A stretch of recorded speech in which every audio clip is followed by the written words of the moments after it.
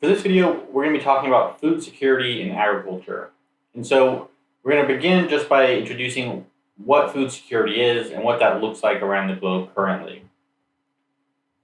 So food security is basically asking the question, will you starve? What are the chances that you don't have access to food, you don't have access to adequate nutrition to live a healthy life? And food security really rests on four pillars. Food availability, so is food available to you? Are you able to access the food that's available? Is the food that's available being utilized appropriately? And then is food availability stable, meaning it's not going to decline too quickly due to drought or weather. There's a relatively constant supply of food. So food security rests on four of those pillars, which we'll go over, I believe, in the next video.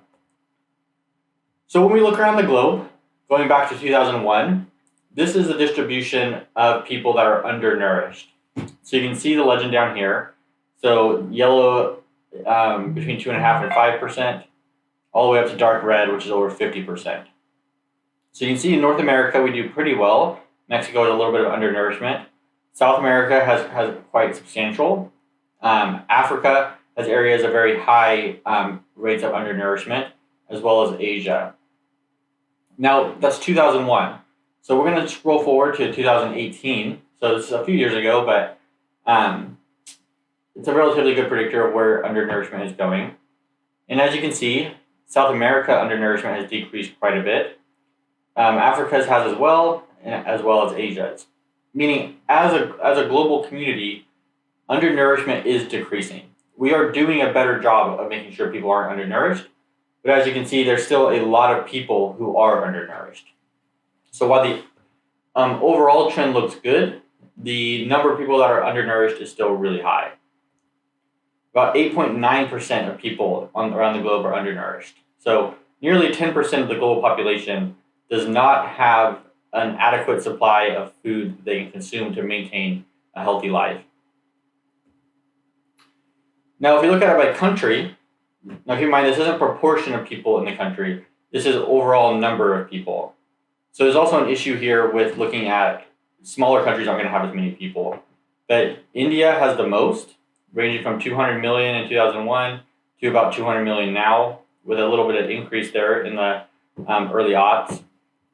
Pakistan, Nigeria, Bangladesh, Chad, and Brazil are all the top countries on the list there, with India being a large outlier. Now, there's a variety of traits that are a variety of factors that are created, not factors, maybe conditions that are created as a result of undernourishment. So one of them is stunting. So stunting is when a child is shorter or smaller than they predict that child should be. And so that's a result of undernourishment. The child didn't have adequate nutrition as they were growing up. And so we have a little bit of stunting in North America, some in South America, a lot in Africa, and a lot in India and the surrounding countries. So we still have a major issue, this is in 2020 by the way, of undernourishment resulting in, or undernourishment during childhood resulting in poor growth rates and overall stunting. So what drives food insecurity? Our next video, now that we've introduced what food security is and the state of it around the globe, in the next video we're going to be talking about what drives food insecurity.